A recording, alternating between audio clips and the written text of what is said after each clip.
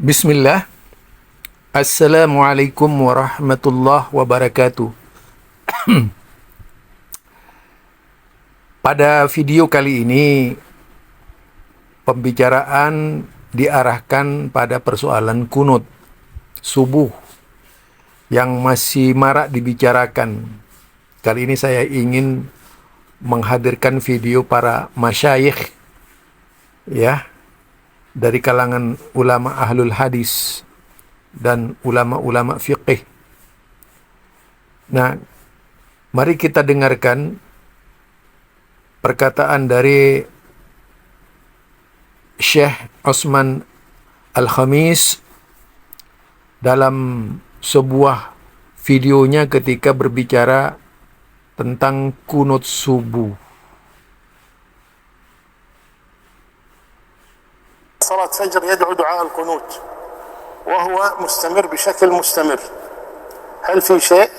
هو الدعاء دعاء القنوت في كل فجر ورد فيه حديث ضعيف أن النبي صلى الله عليه وسلم ما زال يقنت في الفجر حتى توفاه الله، حديث أنس، لكنه ضعيف لا يثبت. وبعض أهل العلم أخذ به كالإمام الشافعي رحمه الله تعالى أخذ. Kunut itu adalah doa pada waktu sholat subuh, pada posisi berdiri sesudah rukuk terakhir. Dan kunut itu disebutkan di dalam hadis yang dhaif. Terdapat dalam hadis yang dhaif. Jadi hadisnya dhaif. Tetapi dalam mazhab Imam Syafi'i itu dikerjakan dengan cara daiman, terus menerus, berlangsung terus menerus. Dalam perspektif hakim, hadis itu dikatakan hadis sahih, tapi sebenarnya sangat dhaif. Sangat lemah sekali, ya. Walaupun Al-Hakim mengatakan itu sahih. Nah, tentunya didasarkan kepada para ulama hadis yang menjarah, yaitu berusaha melakukan penelitian dengan melihat tingkat kualitas kelemahan hadisnya dari kitab-kitab jarah wa ta'dil. Jadi bukan hanya nama sebuah kitab, ya, kumpulan 17 kitab. Kalau bukan kitab jarah wa ta'dil, ya tetap saja tak ada artinya pernyataan yang dikeluarkan itu. Kalau ingin mengahlikan masalah kunut ini untuk mendapatkan jawaban secara positif dan bijak, itu perlu belajar ilmu hadis. Kedudukan hadisnya seperti apa, gitu. Sebagaimana yang disampaikan oleh Syekh Osman Al-Khamis di dalam ceramahnya, ya, yang menjelaskan kedudukan kunut subuh. Kalau kunut subuh itu memang terdapat di dalam hadis, tapi hadisnya lemah, ya. Itu beliau jelaskan. Nah, mari kita dengar lagi dari beliau. قنوت النوازل وقنوت غير النوازل.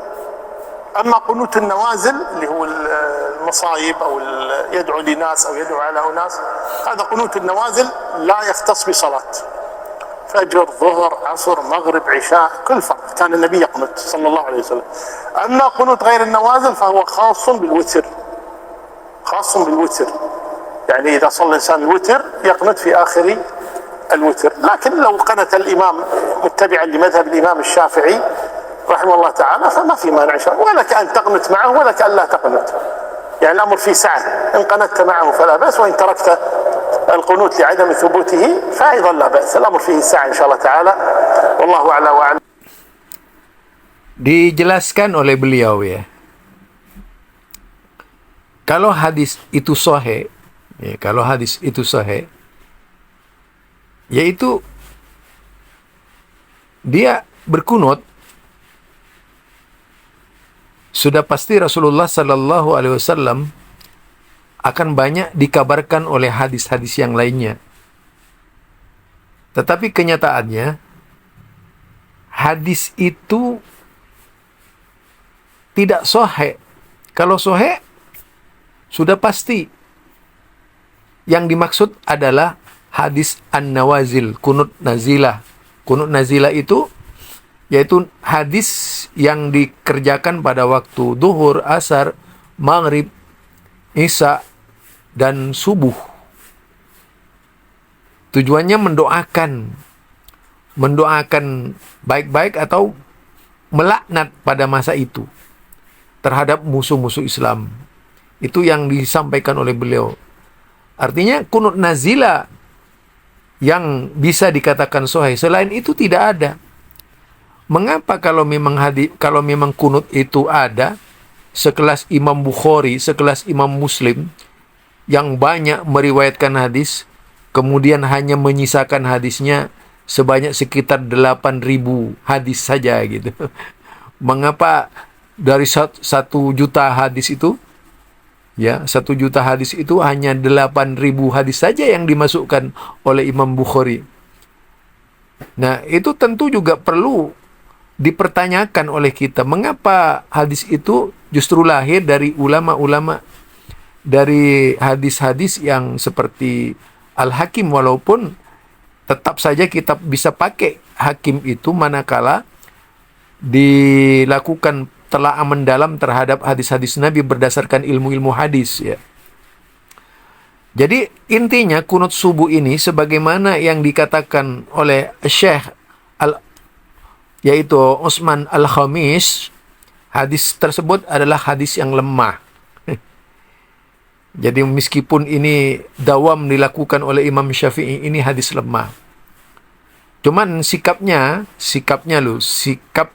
kita, menurut Syekh Al-Fauzan di dalam ceramahnya juga mengatakan, kalau bermakmum kepada orang yang berkunut, ya, kepada orang yang berkunut, kita sah-sah saja, dibenarkan, bahkan ikut berkunut dipersilahkan, ya. Nah, itu perkataan Syekh Fauzan. Demikian juga Syekh Khamis di dalam dakwahnya, berkunut itu boleh, meskipun ini di kalangan Salafi berbeda-beda, ya. Walaupun berkunut mengikuti orang yang berkunut, imam yang berkunut itu boleh menurut Syekh Utsman Al-Khamis di dalam kitabnya. Jadi kalau kita melihat dari perkataan Syekh Utsman Al-Khamis ini, nyata sekali apa yang disampaikan, bahwa kunut subuh itu dalam pandangan mereka termasuk kunut-kunut yang didasarkan kepada hadis yang lemah, kecuali an-nawazil atau kunut nazilah. Itu memang hadisnya sahih. Jadi la kunuta illa syahran, dan Rasulullah tidak mengerjakan kunut itu illa syahran, hanya 1 bulan saja, yakni kunut an-nawazil, kunut nazilah. Ya, itu ya yang bisa saya sampaikan dari ucapan Syekh atau pendapat Syekh Utsman Al-Khamis di dalam videonya. Wassalamualaikum warahmatullahi wabarakatuh.